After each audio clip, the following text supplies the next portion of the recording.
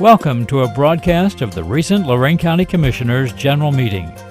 Unless otherwise announced, meetings are held Wednesday morning at 9:30 at the Administration Building, 226 Middle Avenue, 4th floor, downtown Elyria. These are public meetings and you are invited to attend. Agendas are posted prior to the meeting at www.loraincounty.us. Click on Departments to see the Commissioners page, then click on View Agenda. Good morning. Could we stand for the Pledge of Allegiance? I pledge allegiance to the flag of the United States of America and to the republic for which it stands, one nation, under God, indivisible, with liberty and justice for all. Good morning. Welcome to Lorain County Board of Commissioners meeting, June 6, 2018. Commissioner Lundy. Our inspirational word for the day: warn a divisive person once and then warn him a second time. After that, have nothing to do with him. Thank you. And this morning our dog warden has our dog. Good morning. This is kennel number 5, male, about 5 years old. He's ready for adoption now. We have 26 other dogs in the kennel. I'd like everybody to keep in mind August 4th, we're going to have our second annual dog day at the kennel. Last year was great. This one's really going to be great. So keep that in mind. It's a Saturday, 10 to 4.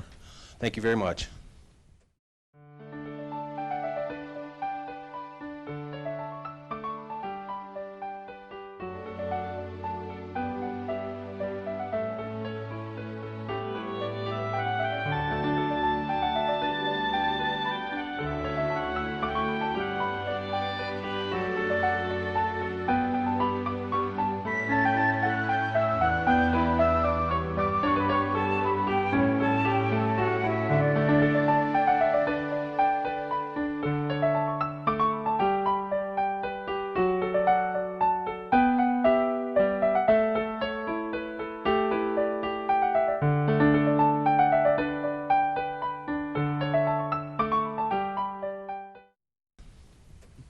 Thank you, Tim.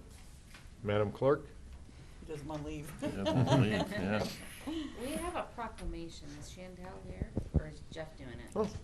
You want to come up, Shandell? We'll do your proclamation first for Elder Abuse Awareness Day.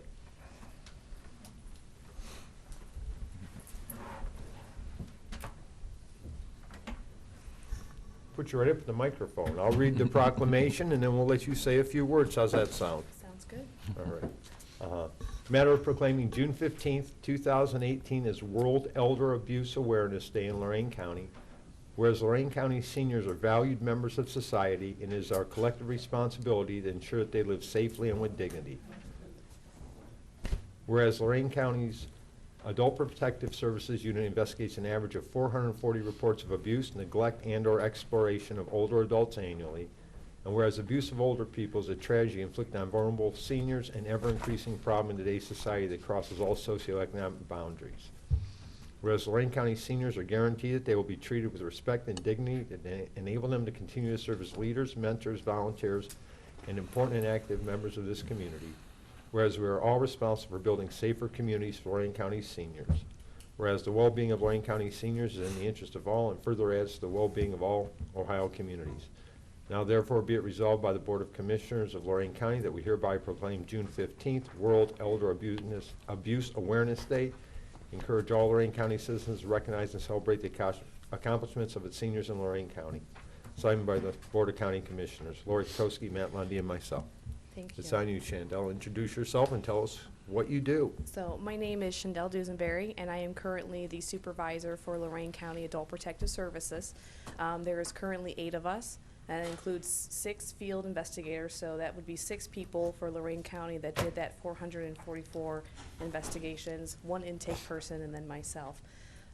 We strive to do the very best that we can. That does not come close to the number of phone calls that we would actually get. I would say since October to current, we have received about 2,000 phone calls that we have not been able to go out to, either because of age or they haven't quite met the criteria according to the law. I am currently working with the state level to try to change the legislate with Ohio so that we can address more of these concerns and actually see that there's more criminal justice brought to some of these abuses that we are seeing. So we're very thankful that you are acknowledging this day. We've sold T-shirts this year. We've raised money for our elders in Lorain County, and we have gotten some business cards to bring awareness because financial banks and institutes, they need to start making more referrals so we can stop.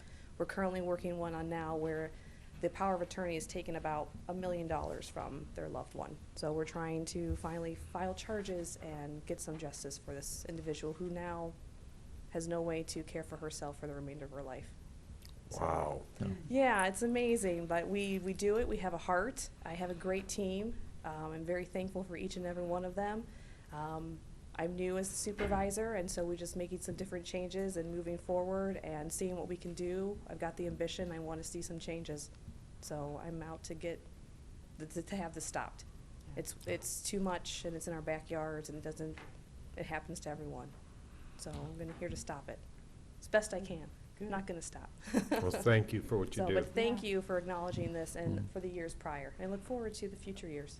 We actually So- witnessed firsthand, you guys in action, Judy and Avon Lake, you guys got her Yes. taken care of, and between you and Judge Walther Mhm. and your whole team, thank you for what you did for her. Because welcome. this lady was in pretty bad shape, not being abused by anybody, but she definitely needed your services. Yeah, and she's doing very well Yeah. now, actually. And that was when I was on the scene on that one. Right, right. So any And- court action, I go out to the scene so I can see my workers to make sure, because when I present it to the judge, he knows that I'm standing behind this, that I want to take the court action, because we don't want to have to go to that level, but if we have to, we will.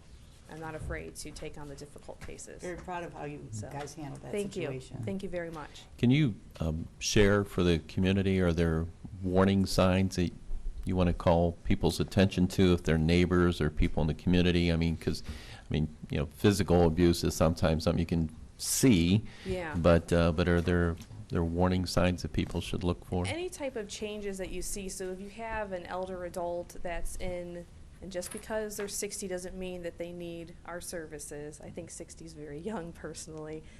But if something has changed, whether there is a new family member that has gotten involved and now they're not outside gardening as much, or you've seen the ambulance coming too much, or they've come over and they said my utilities aren't being paid, any type of signs, they look disheveled, they're no longer taking care of themselves, someone that would always have their nails done, or they're clean shaved and now they're not. Something could be going on. It could be simple as a UTI, or there could be something else that's going on. So just always, any type of change is always worth giving us a call. We're more than willing to talk and see at the time if there is enough for us to get involved. If not, we put it in what we would refer to as like a potential. Call us back and let us know what you see and everything. If they make comments, Johnny keeps coming over and, I bought him that truck and he doesn't come over anymore, and that's a red flag. And the folks reporting can remain anonymous? It is actually by law that I actually keep your Okay. information protected, and even if it goes to court, I can't share that with Judge Walther. The only time that I'm able to if it's criminal, but usually police officers, they don't ask for that information. But by law, I have to keep your information protected. Okay. So it's completely anonymous. Well, thank you. Yeah. Good job. So thank you. Thank you very much. Proclamation, Shandell? Thank you. Tough job, you guys. Yeah, you do. We have passion for it. Yeah, thank you. Take a picture of her. Thank you. Madam Do you Clerk? want to do the resolutions or the presentation? Now, let's go to the resolutions. Okay. Under number 1, resolutions investments, So moved. Second. discussion. Mr. Kayla. Aye. Mr. Lundy, Aye. Ms. Kowski. Aye. Appropriations, So moved. Second. discussion. Mr. Kayla. Aye. Mr. Lundy, Aye. Ms. Kowski. Aye. Transfers, So moved. Second. discussion. Mr. Kayla. Aye. Mr. Lundy, Aye. Ms. Kowski. Aye. Advances and repayments, So moved. Second. discussion. Mr. Kayla. Aye. Mr. Lundy, Aye. Ms. Kowski. Aye. Travel, So moved. Second. discussion. Mr. Kayla. Aye. Mr. Lundy, Aye. Ms. Kowski. Aye. Bills, So moved. Second. discussion. Mr. Kayla? Aye. Mr. Lundey? Aye. Ms. Kowski? Aye. Authorize various personal actions as indicated on the summary sheet for employees within jurisdiction of Lorraine County Commissioners. Mr. Cordez? Thank you, Commissioner Kalo. I do have a number of personnel issues I'd like to discuss with the board, specifically some hiring, possibly at the collection center, dog and kennel, crime lab. Also, still working on that purchase of real estate, and I'll update you on that. And also sell of real estate, and one pending legal matter. All those topics are allowable under the Sunshine Act for executive session discussion, so I'd ask at the conclusion of our regular board meeting, we go into executive session and we discuss those matters that I have explained. Thank you. Thank you. Approve and waive the reading of the minutes of May 30th. So moved. Second. Discussion. Mr. Kayla? Aye. Mr. Lundey? Aye. Ms. Kowski? Aye. Accept the withdrawal of Brownhelm Township to clean the Mapleview ditch petition submitted March 13, 2018. So moved. Second. Discussion. You want to talk about this a little bit, or why we're doing, because it's as you know, this has been, 2 years ongoing. well, it's been a while, and the costs have changed considerably. The grant money is not significant enough for the program, and the petition original petition that we were working under, and you've done quite a bit of work, and that's why I think we need to explain it, didn't allow for assessments within the capital work.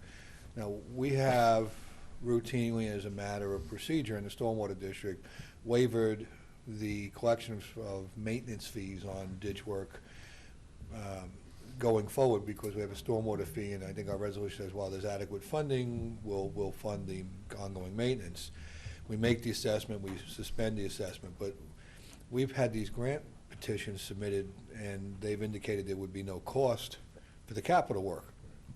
Well, we've run into a bit of a problem with a couple of them, but the gap was small, and we've been able to close that gap with some outside assistance.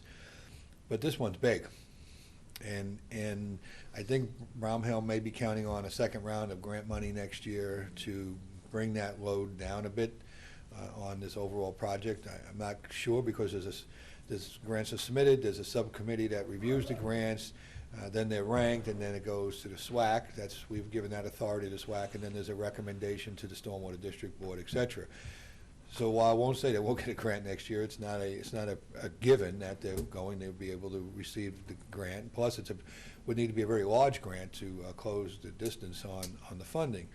So going forward, I think everybody has to have a clear understanding that some of this capital cost may be by assessment, and some of it may be by grant work.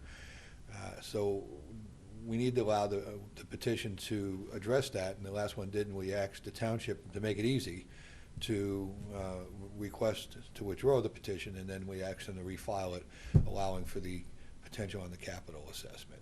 So that's it in a nutshell. We've done a lot of work. We've had a lot of meetings on that, and I didn't want anybody wondering why it disappeared. Now it's back on the agenda. The question I have for the clerk, though, is, since it's a new filing of the petition, do we have to go out and do another viewing? I was thinking that too. All things start over, yes. That's what I thought. Okay.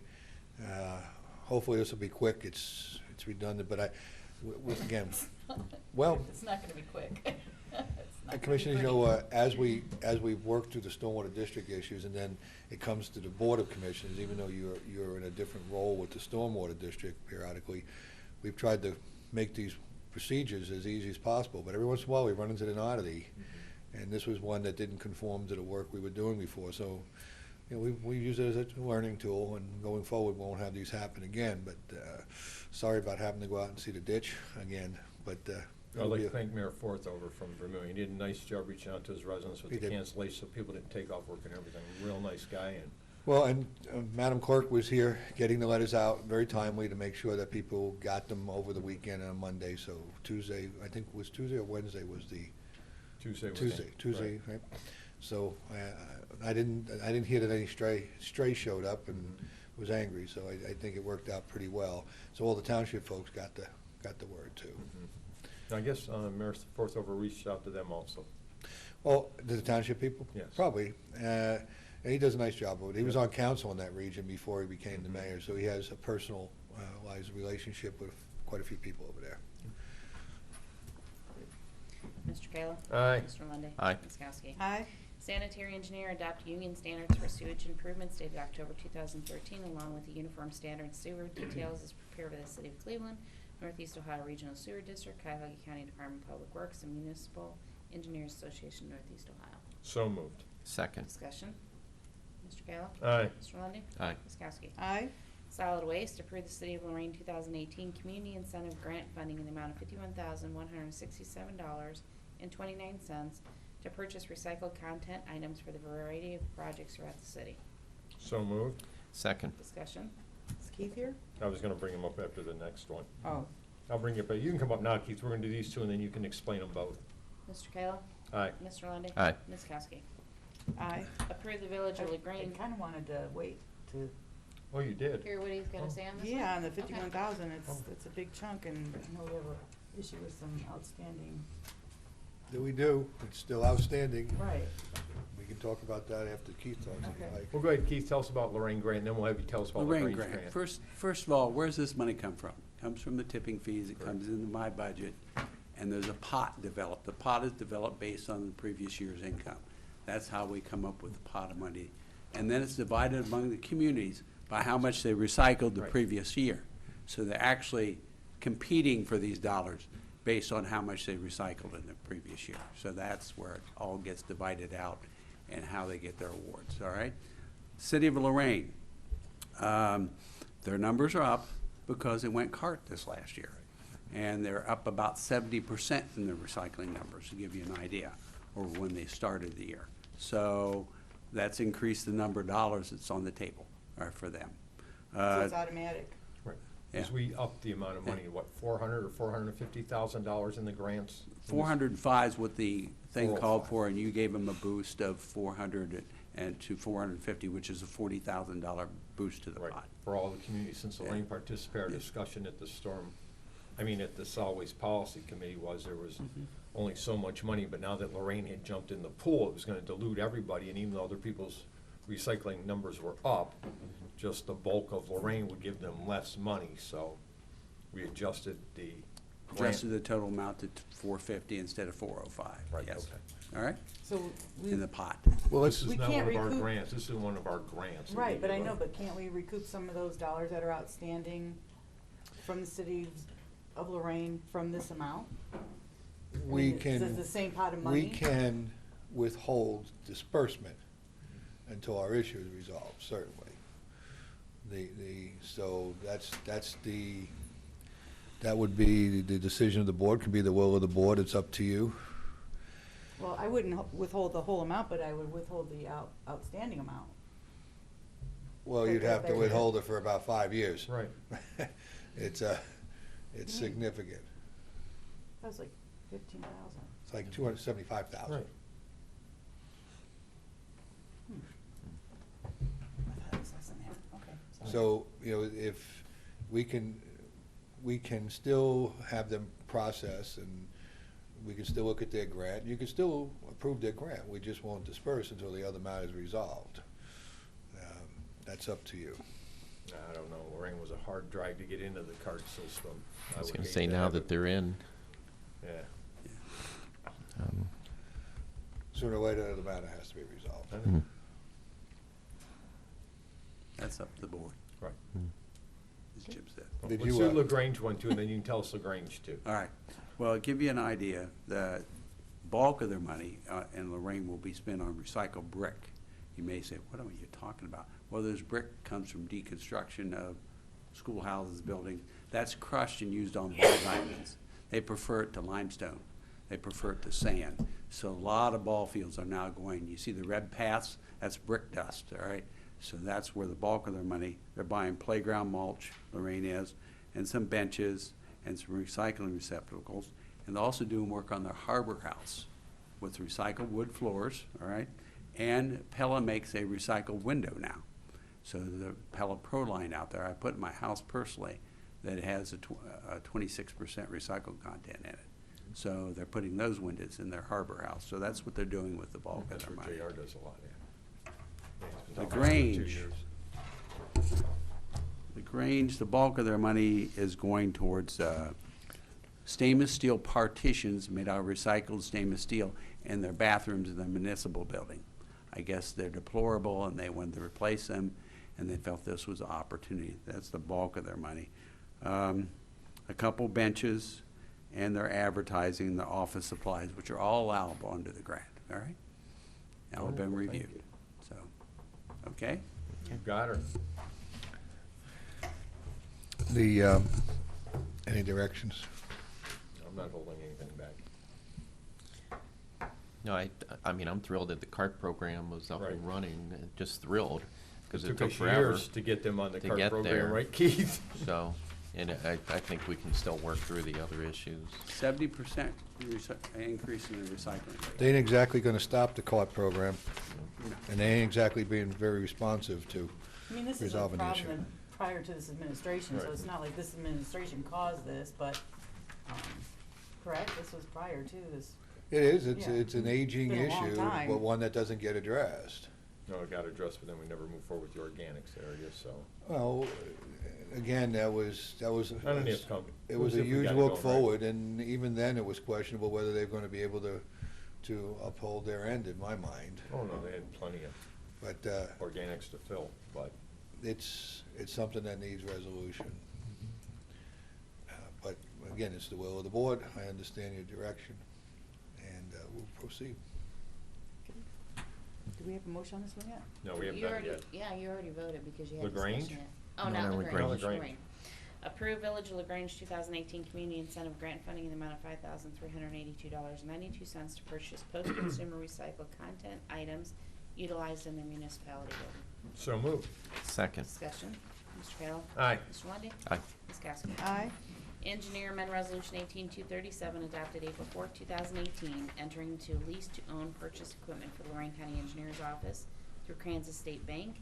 Amendment is to reflect the removal of the case excavator with trailer in the amount of $272,907.64 and replaced with another excavator from Gibson Equipment and Cam Superline Heavy Duty Trailer Akron in the amount of $272,115.67 at $38,511.17 for 8 years. So moved. Second. Discussion. Mr. Kayla? Aye. Mr. Lundey? Aye. Ms. Kowski? Aye. You have the presentation now? Yep. Okay, Jen. Come on, Jen. Tell us all about what's going on at the Visitors Bureau. Okay, good morning. Thanks for having me. I got it. Whenever you ready for your presentation, Jen? I'm ready.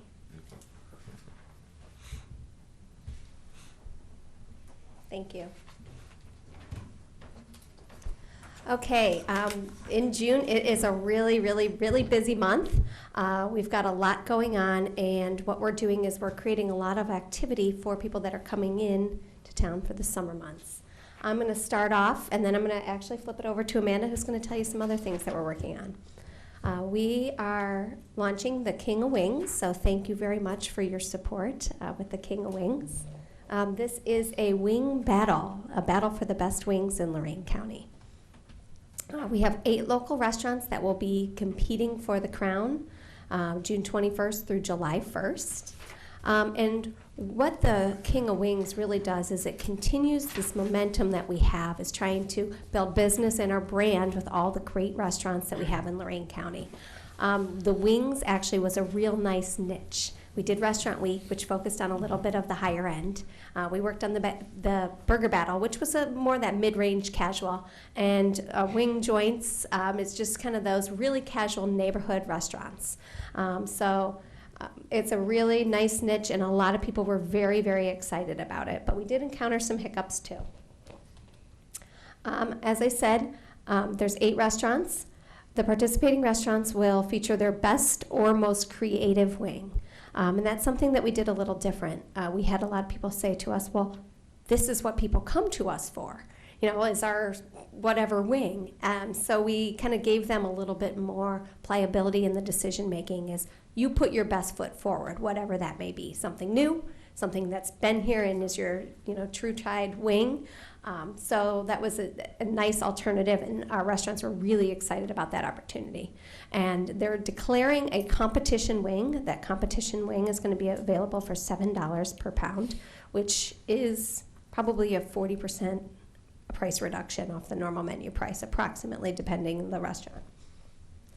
And additionally, what we're going to do is, because wings usually do not get consumed alone, we're actually offering $1 off select Ohio craft beer. Each of the restaurants can determine their own offering, and we worked with the Ohio Liquor Control to make sure that we were in accordance with Ohio liquor laws as well. Who's in the running here? And I'm actually really pleased with our geographic representation here. Avon Brewing Company in Avon, Brickyard Bar and Grill in Oberlin, Erie Burger Company in Avon Lake, the Foundry Kitchen and Bar in Elyria, Just One More Bar and Grill in Avon Lake, Mutton Jeff's in Lorain, Red Iron in Wellington, and Your Pit Barbecue in Vermilion. As I mentioned those little hiccups, as you know, one of my biggest struggles is to get all of the menus up front from these folks. With some of the restaurants that are involved, a lot of the owners work 2 jobs. You know, that this is in addition to their regular job, this might be their hobby or their night job. So that made it extremely difficult to get some of the places and get their recipes or their menu descriptions. But as you can see, the Brickyard Bar and Grill, the homemade Jack Cherry barbecue jumbo wings. With Erie Burger Company, we have the spicy Chipotle Ranch. The Just One More is their famous secret sauce there with their rub. And then Red Iron has their famous Smitty wing. So those are some of the featured wings that we have. What we did notice with Restaurant Week, that I'm applying a lot of the same principles, is people judge where they're going to go based on the offering. So I've been really pushing them to come up with something clever and creative and unique. Basically, we changed it a little bit from previous competitions. We've learned a little bit, but they're going to be picking up a ballot at one of the participating restaurants. After they order the wings and get their stamp, then they can cast their vote. So in order for them to have a vote, they must have tried the competition wings at those places. There's no wiggling around that. Which we found a couple little holes in the burger battle that we're fixing here. You can only vote for one restaurant, and as you know, we went through all the votes line by line, and I anticipate doing that again with a ruler and a highlighter. Then they will submit their ballot, and they can submit it to us. They can submit it at the restaurants. They can snap a picture, the same methods that we've found effective. And the restaurant that receives the most votes will be the king of wings. Additionally, to give the competition a little bit of legs, we have created, very similar to a concert-style t-shirts for the first 300 people that visit 6 or more restaurants during this time. And I have a mock-up of the t-shirt I'm going to show you, but I'm excited about it because not only will it give us some brand recognition throughout the year when people wear them, but it also lists it'll list all the restaurants that participated, which I think is, like I said, it gives it a little bit more longevity and gets people talking about it, helps support our cause. And I should note what people do for t-shirts. We know that. Okay, so what we're doing to spread the word, we're doing the digital display advertising, which has worked so well for us in the past. Additionally, we're coupling that with advertising in Facebook and Instagram. We're doing the geofencing. This time I picked 10 wing joints in neighboring communities, counties, and put a fence around them. So basically, from June 1st through the end of June, there will be a fence. If you open your phone while you're in those places, you will be caught in our net, and you will be served our ad continuously. We are also doing look-alike. We've created a nice little database, and we're basically using that database to find people that look like people that have participated in some of our activities in the past, and we're going to be serving them our ads. We're mixing that with some traditional media with WOBL and WEOL, and also one appearance on WQAL, which is Cleveland Q104, during their very popular morning show, morning drive time, about an 8 o'clock appearance, which is kind of prime time, if you will. We're also going to be leaning on the local papers and some of the local foodie outlets through press releases. We're going to be on the Cleveland Now show, which Commissioner Kalo, you came on with us for Restaurant Week, and it's a kind of a prepackaged show that they run during the morning and the evening news for us. So that'll give us some TV exposure. In addition, we're going to utilize our owned social media and the restaurant's owned social media. So that's their own platforms. This year we're doing window clings and posters. Because of the casualness of the establishments, we're also doing table tents that sit on the tables of each of those establishments. We're giving them digital treatments so that they can create their own. We're going to, of course, give our Q&As, scripts, directions. I will say that because we're launching this and because of the, like I said, the staff commitments that I have realized and encountered, this might take a little bit of hand-holding with the staff. So I think I'm going to have to kind of show up at some of the queue times and kind of help them train the staff a little bit. There's some of the promos. What we learned, and you can see this as we flash through the ads, what we learned is the static ads work really well on display. Those have, proved to be twice as effective for us. So you can see it kind of scrolling through. We actually secured a photographer that come out for free. Eat Local Ohio volunteered their time to come out to the Foundry, Avon Brewing Company, and Cow House Creamery to take pictures that we could use in social media because professional pictures just go such a long way. Sure. You can also see the King of Wings concert style tee up there as well. And of course we have a landing page that people can go and see exactly who's participating, the hours, pictures of the wings, and the description. What does the shirt say is on the front? Is that the names of the The front is the King of Wings, and it has that logo. And then on the back is the King of Wings, our logos, and all of the participating restaurants and the city. What does it say under King of Wings, though, on the front there? Oh, that's the back. I'm sorry, the never mind. Never mind, got it. Yeah, all the copy in the very bottom there is all the restaurants and then the cities. Okay. So, just how it says, Led Zeppelin, New York, or Marvin or Gardens, or New York Gardens, or whatever it says, this is going to say Avon Brewing Company, Avon. Cool. So, Nice. yes. I'm going to turn it over to Amanda, who has been the point person on our Here's the Scoop ice cream trail. Let her talk about the next two initiatives we've been working on.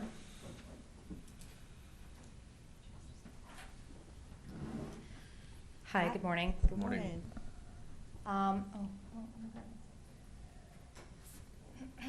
Okay, Here's the Scoop is our new ice cream trail, which we kind of fashioned off of the cupcake crawl. So we did something a little different though this time. What you'll see up there is there are 13 stops that you get to go to. 2 of them are the same family, so Krieg's and K-Cream Corner in Lorain. This year what we're doing, instead of paper passports where they download off of the site, they actually get these really nice lanyards. And on the back of the lanyards list all of the stops. So they have to go to each stop, same as the cupcake crawl, purchase their ice cream, and they get a stamp on the back. Different though is they actually get a 25% off discount when they go to these stops. So there is incentive to go there and continue on. And we made this from June 1st to September 3rd, so they have plenty of time to go to all of the stops. So when they finish, they bring their passport back to us, and they actually get an enamel pin, festive, commemorative pin, and it's going to look exactly like the logo here. And we're going to encourage everybody to hang on to their lanyards for the following year. And then what we'll do different, sort of like how Disney does their pin trade. I don't know if you're familiar with that. It's very popular there. We'll change the pins, so they'll be collected. Yeah.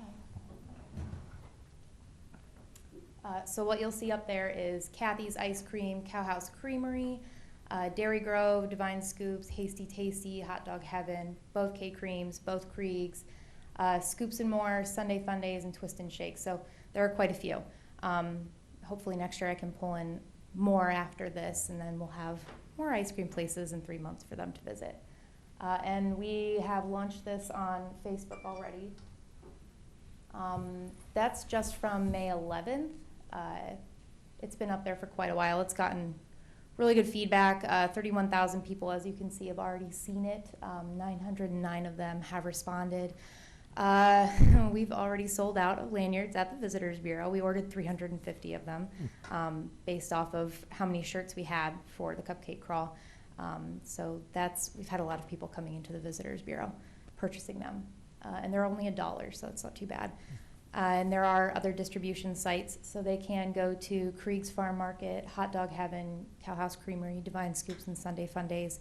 And we chose those places because you can go inside and purchase them instead of standing outside of the window where there's usually a lot of traffic.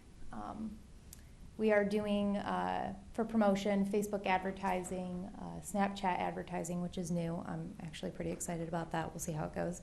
And we did a interview with 104.1 yesterday morning, and we did a giveaway for 2 lanyards and a $10 gift card to Cow House Creamery. All right, so that was Here's the Scoop. This is Shoreline Treasures. Shoreline Treasures is, I think, the first new initiative that is not food related. And really what it is a self-guided tour of all the shopping places in Lorain County. So it focuses on vintage, antiques, primitives, anything like that. So what you'll see is current. We have Be-Back Antiques, Countryside, Grammy's Primitive, Jamie's Flea Market, 530 Shop, and Treehouse Gallery. And then you'll see on the right, new that we've added to this lineup, Antiques on the Ridge, Hatchery, Broadway Mercantile, Chez Marchand, Ratsy's, and Vintage Rose. And then above that, you'll see we're turning this into a brochure. So it's really a directory for anybody who's coming in. They'll pick it up, and this is your tour. You can go to all of these places in this area, and they're all listed on a map. So you'll see the front and the back there. The idea is to explore the shore. We are launching this on June 30th. It's a Saturday. And what they'll do is they'll go to Jamie's Flea Market as their starting point. They'll pick up their special bags, and the bags will have the Shoreline Treasures logo on it. And with that bag, they'll go to each of these stops, and they get 10% off of one item in store that day. We'll also be listing restaurants on the inside cover of the brochure, and that'll be like an encouraging thing. You know, while you're out shopping here, stop at these places and have lunch. So we picked those geographically to match where the shops are. We plan to promote this with social media, printed media, all the previous things that we've done before.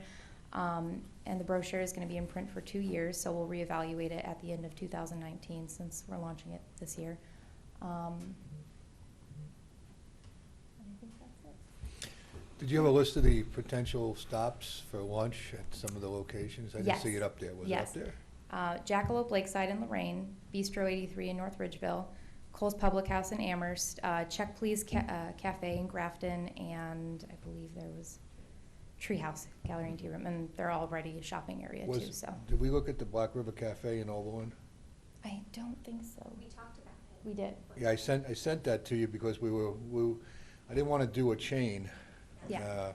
And they're a good place for lunch in Oberlin, a little bit different twist. We haven't done anything with them yet. So we need to make that contact if we haven't. I did send that to you. Well, Ratsy's is the only one. Ratsy's is kind of on the fence. That's our only stop in Oberlin. Yeah, Ratsy's is on the fence currently. I was just speaking with her yesterday about it, and so we won't know if we're going to go with that. I'll have to go and talk to her today. So. Okay, and while we're on Oberlin, one of the things after we launch is I want to work with Oberlin College, and I want to see if we can't do something special around the Frank Lloyd Wright House for special hours and get that out regionally. I think that'll be a pretty good draw. It's kind of difficult to get in there and see that place, but I think if we work in partnership with them, we can expand that for special opportunities. And then maybe we can wrap some of the lunch issues, like, with the cafe and the Frank Lloyd down there for a destination type place, event. Great. Thank you. Nice job. Yeah. Nice job. What kind of feedback did you get from the antique shop owners? I'm sure they appreciate us Yeah. reaching out and working with them. They're really excited. They said this is a great idea. They're happy to do it. A lot of the newer ones that I've spoken with, they've jumped right on board. So we'll see how it goes. I'm excited for it. Now, you're going to have the starting point at Jamie's with all the materials, where else can they get the maps from if they want to not We'll, stop there? yeah, we'll distribute them to the other stores, so they'll be available there as well. I believe, depending on what we print, we'll also distribute them to other CVBs as well, and whatever else. And you'll be at the Visitors Bureau, obviously? Yes, obviously, yes, they will be at the Okay. Visitors Bureau. Yes, you can pick them up there. And then we're going to have them digitally online? Right, downloadable. Will they be able? Yeah, we can easily Yes, put it online. Anything like that, we should put into a, into a media format that they can, self-help. So PDF file, maybe they just want to print it out and be done with it rather than having to go actually pick up the map, as long as they get the materials. So certainly I'd like to see all that available and downloadable. Yeah. You're doing great work. I think the important thing is creating a buzz about Lorain County and getting folks to say, well, something's going on in Lorain County. I keep hearing about Lorain County and coming over here trying different things. But I think it's also good for people in the community and the county itself to find out that, wow, these places are actually here and we should check them out and hopefully call their friends in neighboring counties and bring them in. And so it's just really thrilled and excited about the energy and the programming that's taking place. We're really doing a great job. Thank you. Thank you. Thank you for your support. Madam Clerk? Mr. Cortez? Just want to thank the city of Oberlin for passing the stormwater, Don's still here, the stormwater ordinance this week and joining the county stormwater district. You want to give like 30 seconds quick on that? I was very pleased to get that announcement. It's been a long slug. They're great to work with, but they're very precise. Right. But the new city manager down there stepped things a little further and a little harder on it. And so we finally concluded, so. Good morning, Board, and thank you. Monday night, Oberlin City Council actually approved the last 3 pieces of legislation. It took a total of, I believe, 6 to create a stormwater utility. The most important one from our perspective was actually they approved legislation requesting to partner with our storm district. And by doing that, and in the near future, assuming that we would approve that partnership, the city of Oberlin and their utility would see over $300,000 in savings from cost avoidance by using our billing system and continuing to work with us on the co-permittee, where they're actually working with us to administer the National Pollution Discharge Elimination System. This is a project that we actually started in 2012 near the end. Took a step forward and they became a co-permittee. They've been seeing a savings of probably $20,000 plus a year on that. And then we've been working on their stormwater utility and their fee. So it's taken a little bit of time, but they've been thorough. They've dotted every I, crossed every T, and they have been a good partner in working with us and learning from things that we've experienced as we have gone on. And I look forward to continuing on behalf of the board to work with them and implement this fully. Their first collection, their first cash for the utility would arrive in or collected in January, and they would see those funds in February, March when the funds are dispersed. And of course, we actually advanced all the funding to get them up and running. Yes. A few years ago, and we're starting now to recoup the advances on that funding through their fee.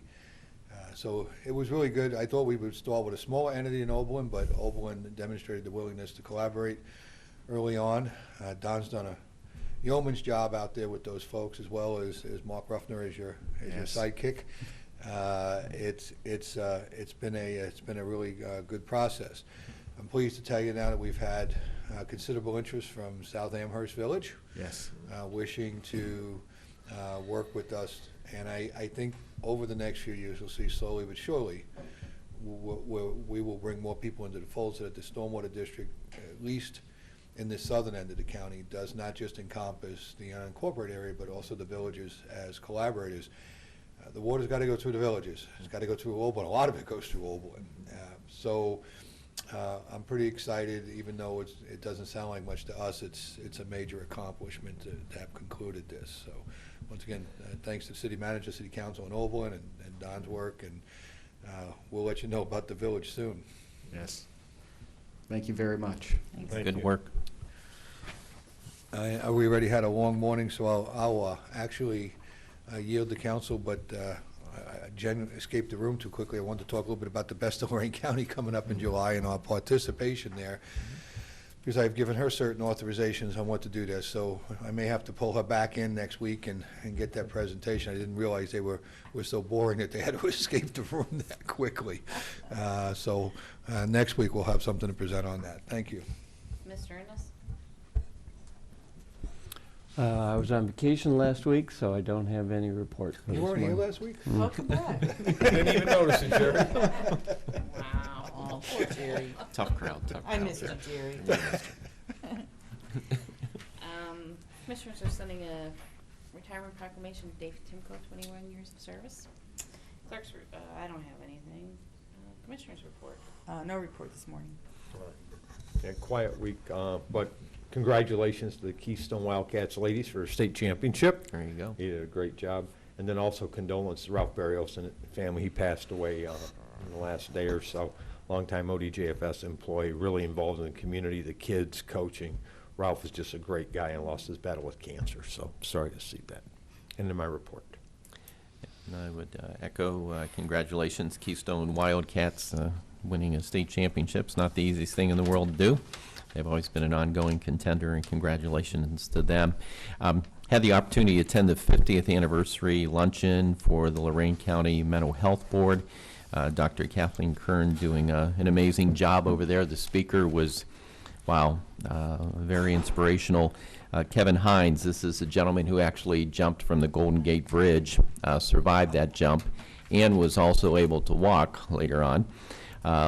But was battling bipolar disorder, and I guess after he jumped off the bridge, he immediately said, I don't really want to die. So, but he had a very important message about how when we see others around us who are battling mental health issues, that we are our brother's keepers, and we need to reach out to them, make sure they get the proper help.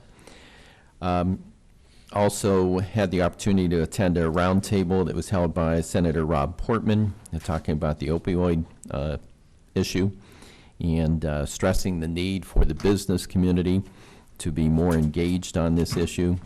Also, church leaders are getting more engaged as well, too.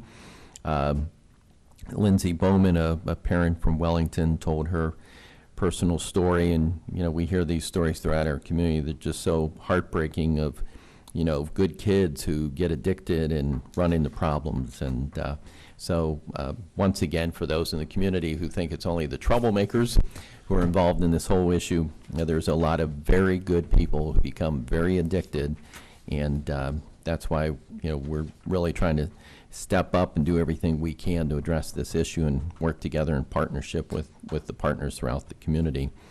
Had the opportunity to attend the Communities That Care of Lorain County. Tony Cotter, who's a director of County Behavioral Health Authorities, he spoke about the new medical marijuana issue coming to Ohio.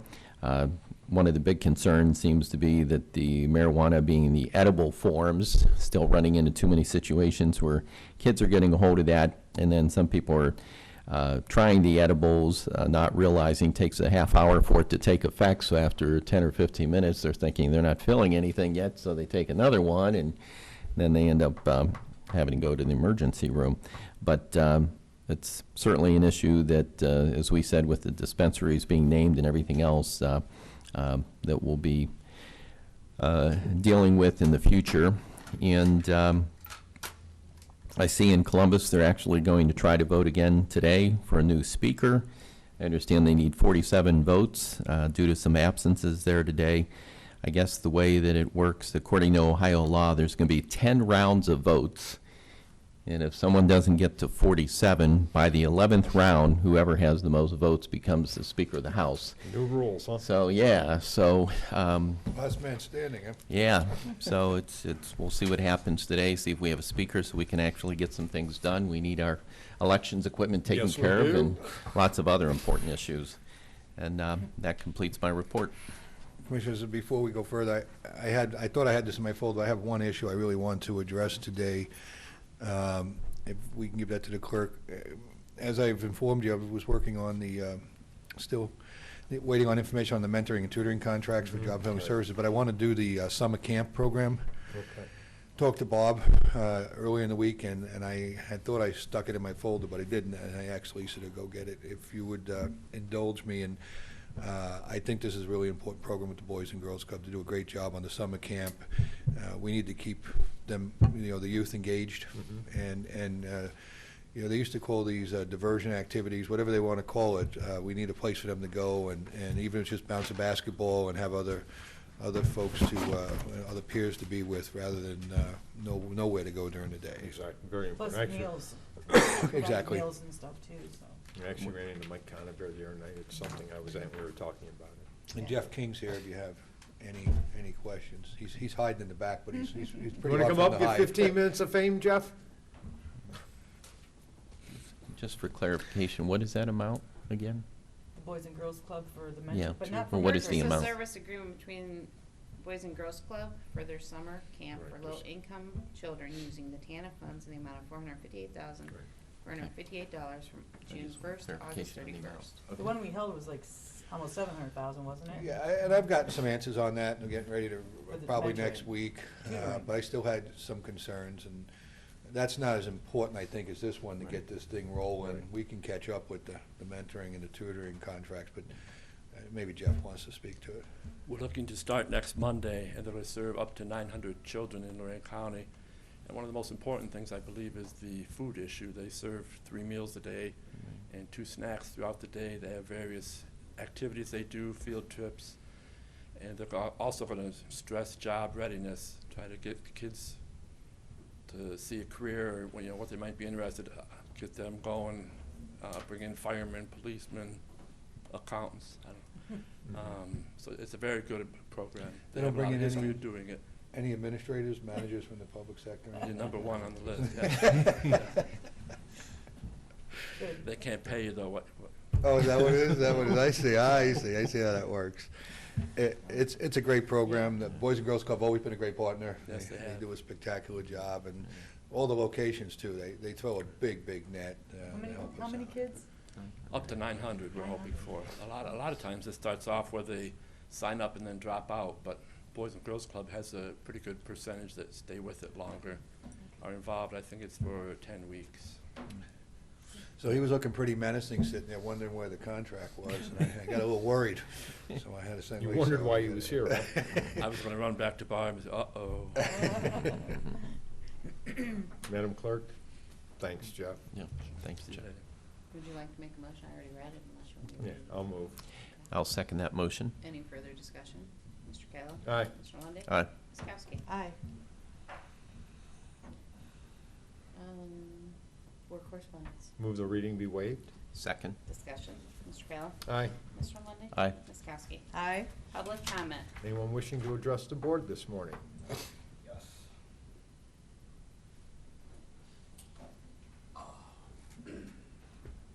How are you all this Good. morning? Name and address for the record, please. My name is Donald Kolajek. I live at 462 Stallion Court in LaGrange in Pheasant Run. The reason I'm here today is last year, on or about 4/12/2017, the commissioners had a meeting where 3 issues were discussed. They were the 2 resolutions for the sewer project in Pheasant Run, and one was for item number resolution 125 regarding the water meter, which is why I am here. Resolution 125 stated very specifically to replace the water meters. There was nothing after that, no ifs, ands, buts, or caveats. After that meeting, I had several conversations, and prior to having the plumber out, I had these conversations with Bob Kleiner regarding my issues and concerns. Bob Kleiner, on all of those conversations, assured me that our water meter would be replaced and there would be no problem. On March 14th, 2018, we had the assigned plumber out to our house. He refused to replace the meter. I had Bob Kleiner on my phone when he was refusing to replace the meter. The plumber refused to talk to Bob Kleiner. The plumber called the project engineer, who told him not to install the water meter. We have subsequently received a letter that was very intimidating, threatening, and harassing from your county prosecutor, David Wills. I do not appreciate being threatened and harassed when I made the arrangements to have this water meter replaced per that resolution, and the failure is on the part of the commissioners, their agents, servants, and/or assigns. I talked to Bob Kleiner again yesterday about this. I had him on speakerphone, and I had a witness with me, because all previous conversations were just between him and me, and I am very much tired of the entire runaround I've been getting. During that conversation, Bob Kleiner said, and I quote, "He lacked intimate knowledge of the project." If this guy's running a project, why does he not have intimate knowledge of the project? Why does he not have intimate knowledge of the plans and specifications that people seem to be deviating from? He would not provide me with copies of these plans or specifications via email or get them to me so that I could review them to see why things were being changed. And things are being changed on this side, not on my side. He had no knowledge of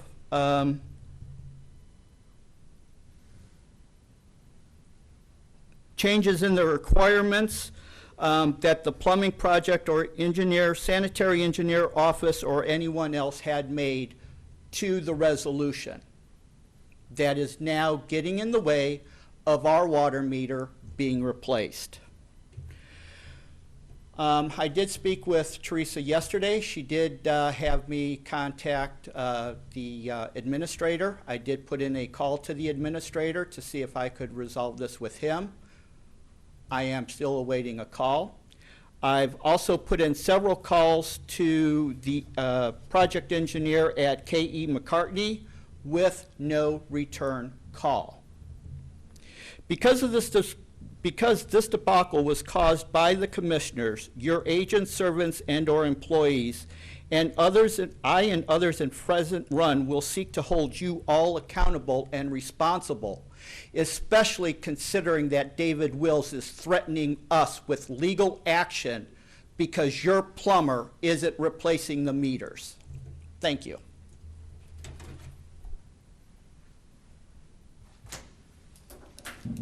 Anyone else? Mike?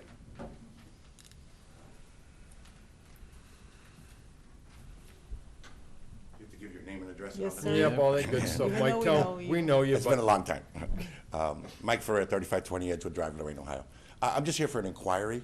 It appeared that some of it may have been answered when you fast-tracked that Boys and Girls Club contract, but I run a PACE program, and my youth run a summer camp for about 100 and 150 second through seventh graders dealing with all STEM subjects. This year we were asked to expand that program to accommodate kids from Lorain County Job and Family Services eligibility. So I'm aware that Boys and Girls Club, I think Common Ground, Lorain County Community Action, Horizon Activity Center, they have all applied for those type of grants. School is out this week. I have a list of parents who are asking for packets, and we're planning to start the 18th. Is there any indication, it looked like one of them was just fast-tracked. We've been asked by one of the others, is there any indication as when the others may be either rejected or approved, or did that just happen? Just so I know how to proceed. I didn't apply directly, but we would be working with one of those organizations that have applied, so I was hoping to know where that stands, because I saw one of them got through today. So I just need to know for information so I know how to proceed, you know, myself. So I would appreciate that. Thank you.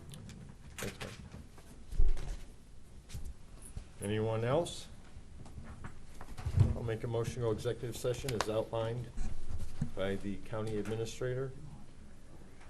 Second that motion. Mr. Kayla. Aye. Mr. Lundey. Aye. Ms. Kowski. Aye.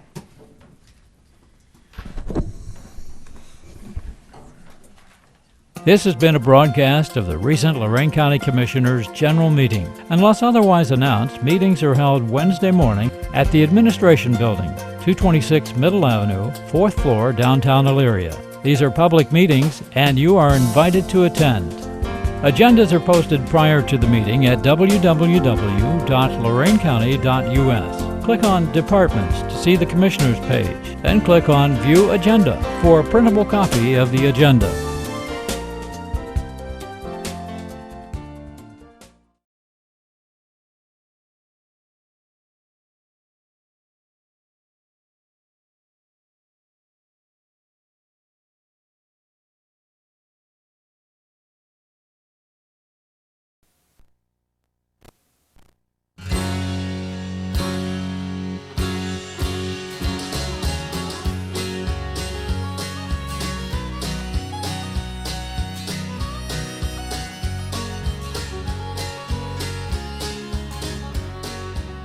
This is our 10th barn.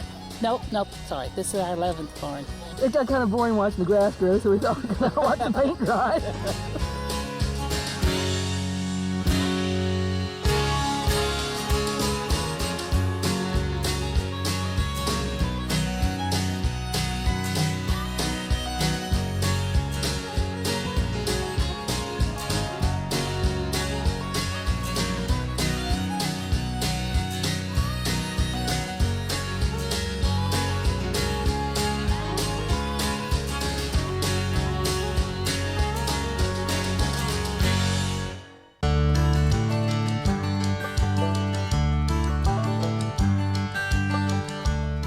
Well, the Ohio Bicentennial Commission was born in 1995 by order of the Ohio General Assembly.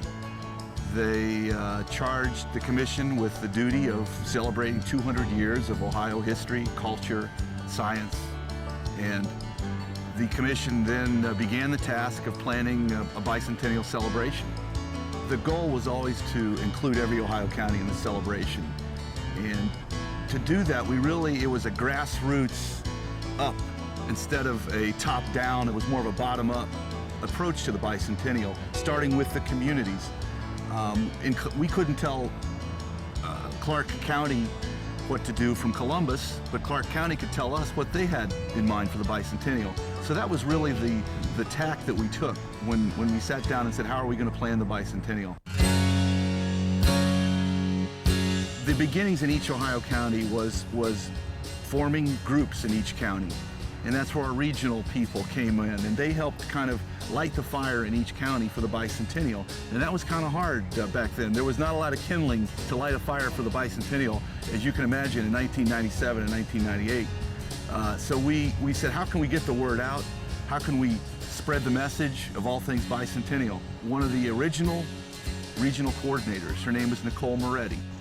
Nicole is a wonderfully creative person from Meigs County, down in the Appalachian section of Ohio. They were at a meeting, and Nicole, out of the blue, said, Barns make a lot of sense in my district. Can't you see this logo all over barns in rural counties all over Ohio? And about the next thought everybody had in their mind was, great, how do we paint a barn? The general consensus of the office was, if we could figure out how to do it, we would try it. But I called paint stores and I called all these places, and nobody seemed to know how to do that anymore. So Nicole took it upon herself to see if it could go. And she was in, I forget what town it was. Barnesville. And was in the Chamber of Commerce in Barnesville, and somebody had to take a phone call. And like any good former journalist, I read the stuff on the desk while I waited, and one of them was a Barnesville Enterprise, and on the front cover of the Barnesville Enterprise was a beautiful barn Scott had painted. In the photo was a picture of a barn, and on the barn was a logo of the Ohio State University, painted by, at that time, 19-year-old kid. And I didn't know it, but my grandfather snapped a picture of it, and he took it to Barnesville and had it developed. And then he took it over to the Barnesville Enterprise. And I didn't know he was doing this, but they saw a picture of it and liked it well enough to put on the front page of the Barnesville Enterprise. And she took that front page. She immediately called the Ohio Bicentennial office in Columbus and said, I found him, he's real, and I'm in Barnesville. it fell into place with Nicola coming down at the right time, because that barn of ours had been on the front page of the Barnesville Enterprise. And with that, she went off to find our barn painter. I think we ended up having conversations over the phone for the next month, on and off, and then finally I went up to Columbus and we talked about doing one barn in every county in the state. If you go back and look at our announcement of the project back then and the press releases, it was our goal was to paint at least one barn in each county. We didn't say we were going to do it because we didn't know if we were going to do it. We didn't know if Scott was going to do it. We didn't know if we wanted his logo on every barn. Was he good enough? Did he have the talent? Did he have the skills? Did he have what it took to travel from every county in Ohio? I mean, we're talking about a kid. We had discovered Scott, and we decided that we wanted to attempt this and see how it worked out, and we chose an out-of-the-way barn in Belmont County so that we could try it, not necessarily directly in the public eye, see how it went, explore the possibilities. The first barn was in Belmont County because that's the county I'm from, and I think we went ahead and did that since it was local and close for me, and I even helped pick out that barn. And in those days, we kind of had to go door to door to find barns because no one knew of it. And even to describe what we were doing, I think took a little time. And at the end of 3 days, we decided it was good enough for local media. We wanted some improvement before we released it statewide, and if we would make a decision to do that, it might come at a later time. We invited all the local media, but the Wheeling Register was one of the papers that came. They took a fantastic picture of the barn, and they were proud of it. They put it up on the AP Wire, and the next morning we were on the front page of the Cleveland Plain Dealer. And that's kind of how it began. It began in a very, I'd like to say we were Madison Avenue geniuses and knew that sure we were going to have great media attention and barn groupies and all that has happened, but it was pretty hit and miss at that point. We didn't know how this project would pan out and if it would even be more than a one barn project. Nearly 2,000 barn owners have applied to have their barns receive the logo. Now we can't do 2,000 barns, we're doing one official barn in each county. So the selection criteria is, we have 3 things that we look for. Barns that are made out of wood, ones that are in a good condition, that makes my job a lot easier, and barns that are on a high traveled road so people can see them. Each coordinator will go out and look at the barns that have applied to have the logo. In some counties it could be as few as 20. In others it could be as many as 50. But they will go out and actually look at the barn and see if it meets our criteria. The part of the project that's often overlooked is the part of the project that makes the project possible.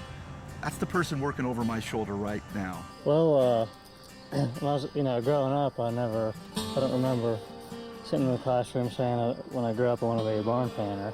He just loves art of all kinds, and so he experimented, of course, on our barn. But we enjoyed everything that he did. We could not do this without Scott Hagan. And not just because of his skill with a paintbrush. That's what everybody knows. I know Scott Hagan as a person. I've worked with Scott Hagan, and Scott Hagan has become my friend. The story I always tell to everyone is this. I said a prayer for Scott when he got out of school, that God would find him something in art, because that's what his love was in art. So, with tears streaming down my face, I prayed for him to find something, and I never dreamed it would be this big, and this is what God did for Scott. He is a wonderful ambassador for the state of Ohio, and really is our only true statewide ambassador. He travels to every county, representing the Bicentennial Commission. But the people everywhere seem to be really awesome people, really willing to help you. I remember needing directions on several occasions, and I remember a guy, I just pulled over and asked for directions, and then he said, I'll tell you what, you just follow me and I'll run you right down there. And I know he's busy doing something else, but just things like that, I mean, I'll never forget that kind of thing. He does it as a professional. He is a wonderful person to work with. Well, the first interview I had was in Belmont County. I remember that pretty well. That was on my birthday. And I looked into the camera and I thought of the long haul he was going to have, 88 barns, and it just sounded like so much. And so I remember telling them on the camera, I said, I just hope that everybody out there will take good care of Scott, and I feel that they will. And I just felt like there's a lot of good people out there. I know there are. And I know he's going to come home and tell me about a lot of these, which he did. And I want to thank those women who put him up, because they had no idea who he was. They didn't know what he really was all about. And, it's hard to trust people anymore. But he had a lot of nice places to stay, and I really am grateful. I'm grateful for those people that put him up. I appreciate it so much.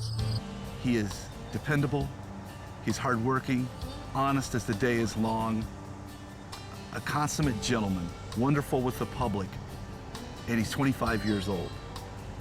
What are the chances of that? I mean, we turned a 20-year-old kid loose on the state of Ohio, and we are much the better for it. I can't say enough about working with Scott. Now, any of the barn followers, that there are so many of them out there, have probably noticed Scott's technique, how it has changed, and how he would be the first to admit that it's improved from that first barn in Belmont County. I know that the first few barns were pretty hard with that big script O, and I had a lot of trouble with the big O. And the first year and year and a half, I'd mess around for hours trying to get that big O right. His technique has gotten so much better, and the style has gotten better and changed. It's much bolder. His lines are bolder from the way he does Ohio to the almost perfect lines of the bicentennial, the way he writes it. The logo flows much freely now. It's not as stiff on a surface. Well, I never really had any formal art training, or people always ask me, how long did you go to college or that. I didn't go to any art school or anything like that. I just kind of learned it for myself. My mother has a lot to do with that, and her mother, because they have artistic talent as well. He approaches each barn the same way, looks for the same types of characteristics. Is there a window in the way? Are there vents on each side? A lot of barns, they were working farms, so they need to vent the heat out of the top of the barn. So if you're storing hay or something, so they're going to have vents, they're going to have windows, they might have a door to use to access the top part of the barn. These are all things that he looks at when he approaches a site, when he sees the site for the first time. What usually happens is Bicentennial will send me a picture of the barn, and then that way I kind of know what I'm going to be dealing with when I go there. He looks for the type of wood. He prefers a wider board.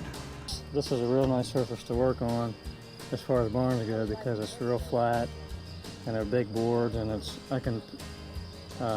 detail's a lot easier to do on a nice barn like this. The tongue and groove gives him fits. He's always muttering about tongue and groove. A lot of times I'll get barns that are, I call tongue and groove surface, and there's a groove about every 2 inches, and that makes it not as much fun to do, because you've got to get in there with your brush, and then it wants to run down all those grooves. But the proof is in his work, and if you go back and look at the barns that are tongue and groove, they are finely detailed. He really takes pride in his work. He will not rush, although I've tried to move him along sometimes, and sometimes I try and slow him down. The barn can take as many as 3 days and as little as 1 day to do.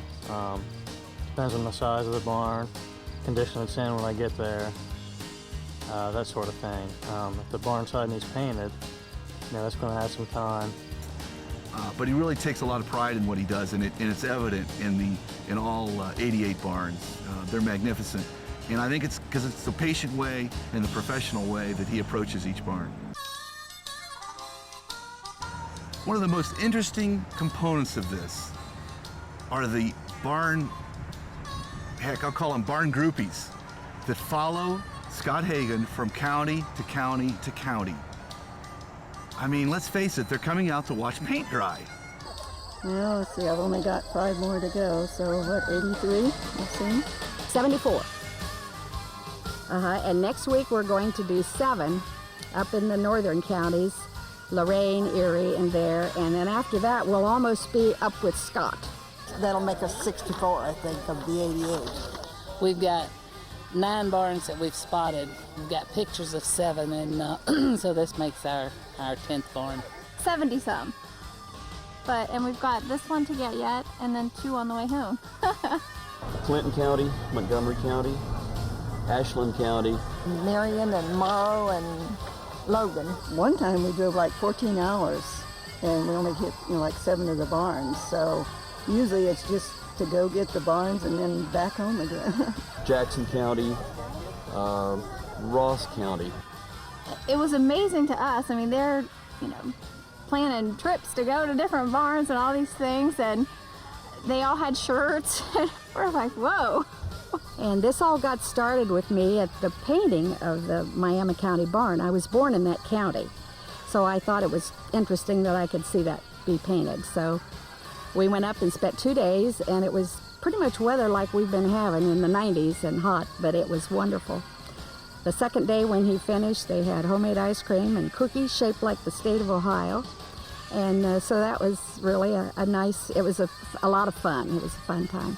I saw my first one in Tuscaloosa, number 11. That was in October of 1998.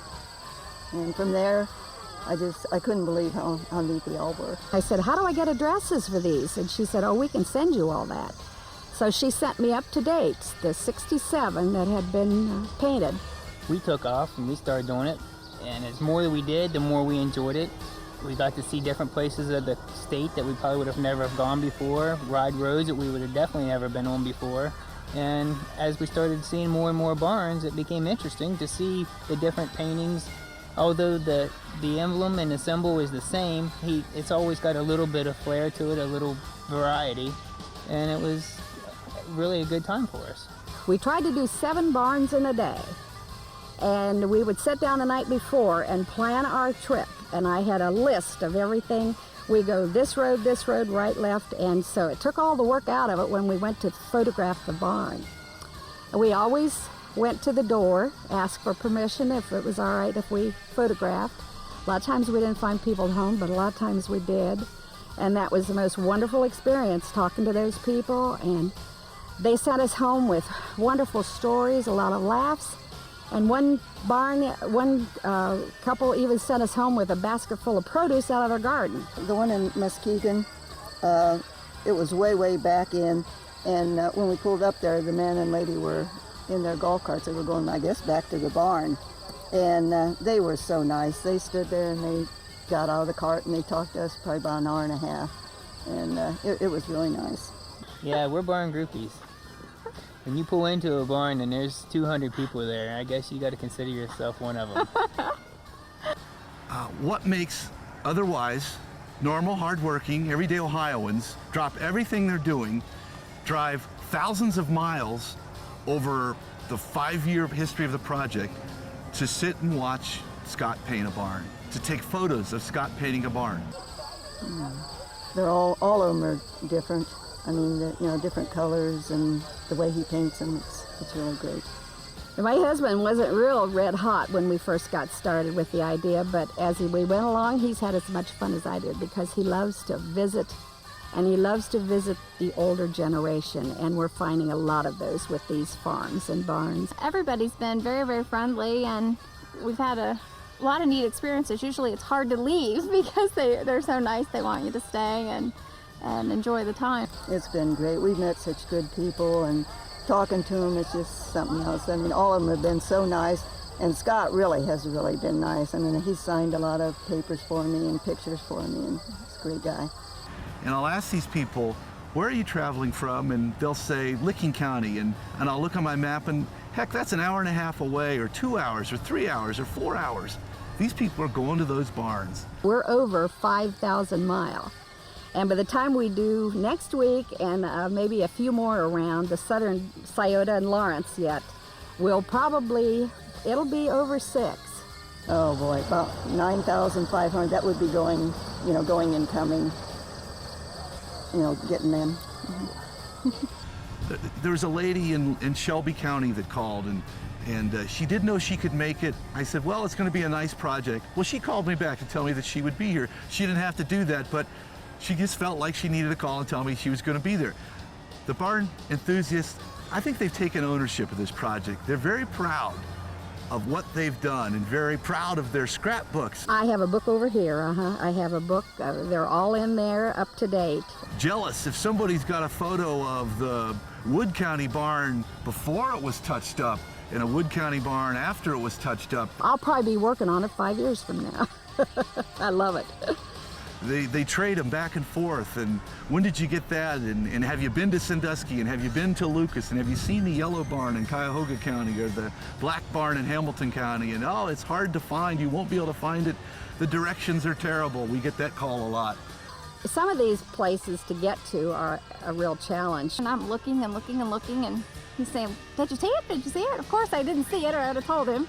We didn't know where we were at because we knew the barn was around, that area somewhere. So I'm looking and looking and looking, and we wasn't even anywhere near and where we were supposed to go, so he showed us this little road to go to, and it was really, really way back in. I've always described the whole thing as a scavenger hunt because the directions are never perfect. Some of them aren't very good. As I tell people that call the office, the directions are purposely vague because it adds to the thrill of the hunt. There's a scavenger hunt quality to it. Well, it's definitely a thrill because sometimes you've been looking for a while. I'm often asked, why is this project taken on the popularity that it has? I think they're universal. There literally isn't a county in Ohio without a barn. It's something we all have close to home. And each one's unique and a little bit different depending on the agricultural industry of the area, the ethnic heritage of the area. The barns are shaped different, they're sized differently, they're positioned differently. And so every county has an opportunity to have something that's uniquely theirs, that they can see the picture and go, I know that's mine. And yet they share it with every other county too. The first footprints in Ohio were agriculture, whether it was Native Americans planting corn, settlers planting crops for sustenance and for a livelihood, to the agriculture that we have today. There's an agricultural heritage to Ohio. Barns are obviously a part of that. It's such a big thing. Ohio is just a wonderful place where they raise food for just so many things. There's so many different varieties of things that they have. So it's a huge thing in Ohio, and I'm proud of it. I'm really proud of it. I think barns are a throwback to a simpler time. They evoke an Americana that I think people long for, especially right now. Well, it does. One of the original images in my head before it even became a spoken, conscious idea was of traveling places with my grandparents as a child. We used to go to Athens to White's Mill in the spring to get the seed and the chicks and the little bunnies for Easter. And coming back, we'd count mail pouch barns. And it was like a sort of a fun game on the way, a landmark way to know your territory and see that territory. I think people enjoy going and sitting in a lawn chair and talking to a neighbor. They enjoy going and sitting in a lawn chair and watching something that you don't see anymore, an art form that is from days gone by. Well, one reason I think barns have been so popular is because no one really does that kind of work anymore. When the mail pouch died out, there hasn't been anything for years, and I think people see that it's someone actually using a brush to do work. That's one thing, and it's not a billboard. They really seem to pay a lot more attention to barns than they do billboards, just because it's just not something that you see all the time. And I think the bicentennial has kind of made the barns an icon of their celebration. Barns are an American icon, and we have kind of co-opted barns and made them our own. I have had so many people say to me, I've seen barns in this county and that county and whatever, and that's what you hear about is the barns. Takes us back to yesteryear and makes you feel a little bit like you're a part of that time. And you tend to see things other states, and you don't see anything in your own area, so this gives you a chance to see your own state a little bit. Well, it's just, we love farm, and we love farm people and small town people. And we have eaten in restaurants in these small towns, and the people in there are so friendly, and it's just been an absolute wonderful time to fellowship with just the cream of the crop, the farmers and the small town people. Nothing wrong with big towns, but there's just something about the country. So It's a great country. You know, with everything that's happened in America over the past several months, it's just true Americana. I think that's really, really what says it all. As the Ohio Bicentennial Barn Project winds down, we are often asked, did we know that it would have this impact? We were not Madison Avenue geniuses. We had no idea what the impact of this project would be. We are thrilled, amazed, and awed by this project. It's allowed us to touch every Ohio county. One of the proudest things that have happened, in my opinion, out of this is that many of Ohio's barns that were in disrepair, that aren't even part of the program, have been repaired and become symbols of family history. People are painting their family names on barns with dates of founding, and I've seen knockoff bicentennial barns with big Ohio flags on them, and I have seen barns with Cardinals and barns with John Deere tractors and barns with Holstein cattle, and I'm really happy to see every one of them. It brings you home. I mean, a lot of us grow up and move away from your hometown, but it kind of brings you back. I'm grateful for this. It's been a real experience for our family. And for Scott, it's a dream. I came here yesterday and I thought about the movie, The Field of Dreams. I thought about the cornfields here and soybeans and that, and I just thought, you know, God, it's been a field of dreams. And I'm so appreciative of it. You don't know how much appreciative I am of it. I just am so grateful. And I want to thank the Bicentennial Commission. They opened doors for our whole family. And I just want to say thanks. Well, I would paint thank you really big to everybody that's been part of it. Without the Bicentennial, I wouldn't be where I'm at. And, you know, I'd like to think I have a little something to do with the Bicentennial too. So I guess thank you from the barn painter would be just good enough for me, and that would be neat. I guess that's what people call me, as a barn painter, so that's fine. We're Buckeyes, and they say Buckeyes are worthless nuts, but I don't believe a word of it. There are wonderful people in this state. The Bicentennial has come to every Ohio county and allowed each Ohio county to celebrate Ohio, to celebrate what's important to that county. And if at the end of the day, when Scott has taken down his scaffolding and the paint is dried and the bunting is removed, people walk away from a barn project, feel a little bit better about themselves, about their country, about Ohio, have learned a little bit about their community. Well, that's pretty good. That's what we had always hoped for.